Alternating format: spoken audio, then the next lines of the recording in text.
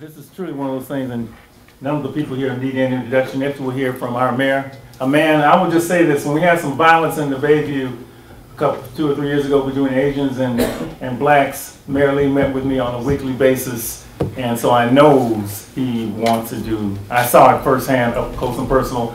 Something else that he does is really interested in is, of course, the violence that goes on. That's terrible. Thank you, Joe.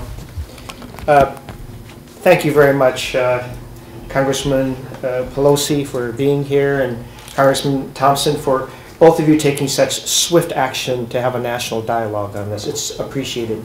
And Congresswoman Spear, for just your own personal experience and what you're doing now. We're really grateful.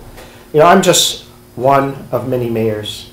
I want you to know that being part of the U.S. Conference of Mayors, I've had a lot of discussions with other mayors who are faced with tremendous challenges in their cities. And if I've learned anything in the last couple of years, being both the interim mayor and the new mayor, and many of you know I'm not a lifelong politician, so I learned the politics of this job somewhat on the job. But one of the things I do know at heart is that we all struggle with this, and we know it can never be an answer only that the police can solve, or law enforcement in general.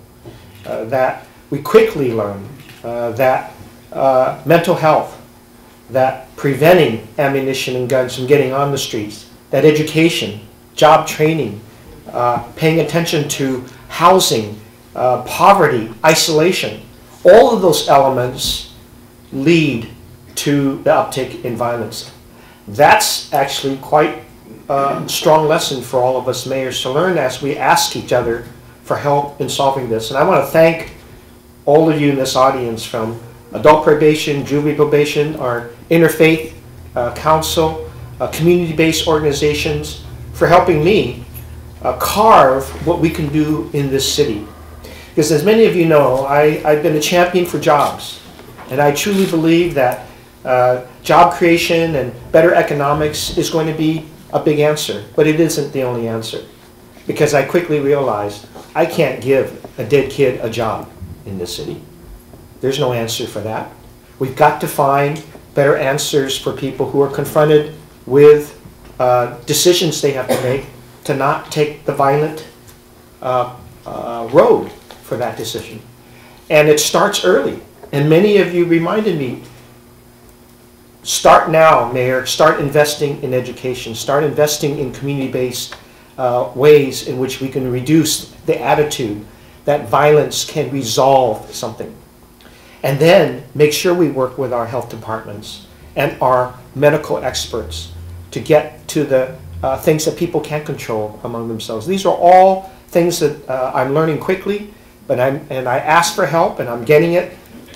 And that no mayor of any city should ever, faced with these kinds of gun violence and so forth, should stop asking for help, because the answers will come forward with everybody participating and everybody contributing in all these aspects. Many of you know that I struggled with the uptick in gun violence this past summer. The chief and I were on the telephone and on the texting every morning, finding out which of our children died the previous night. And it isn't a good thing. It isn't good to wake up to this. You know that. Many of you who work in this community know that that is not what you want to either wake up to or go into the night on. And so I've always tried to picture who that youth was and what he or she may have been had they had a chance to get past this. And that then I have to note in my head, have I done everything that I could as a mayor? And this is something where I think the national dialogue has to take us. It's not about so much politics, although there's got a heavy dose of that. All of us, in addition to what happened at Sandy Hook, what happens every single day is reminded about, have to take this personally. We have to personalize this for ourselves. If it means even picturing our own kids walking down 3rd Street or on Tennessee Street or in Chinatown or in the Mission, What can they be confronted with? How can we improve conditions for this not to happen?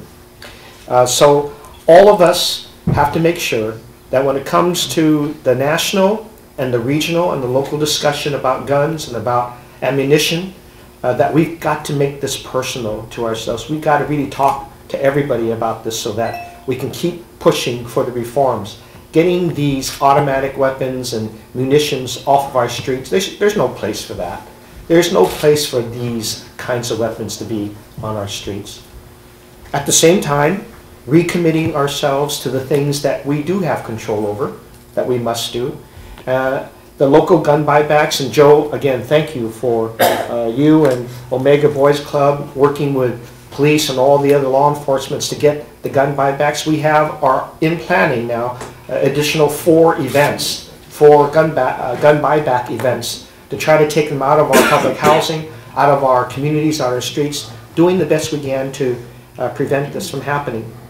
And as a mayor, I'm going to continue speaking out with Leader Pelosi and Congressman Woman Spear and Congressman Thompson and Senator Feinstein to create that national policy. Guess what? Whatever we do locally, whether I work with Malia Cohen, as we are on making illegal the possession of hollow point munitions that have no place in our society here, we know that if the next county over doesn't do the same thing, or the next region, it'll come in very easily. We have to work locally, regionally, and nationally.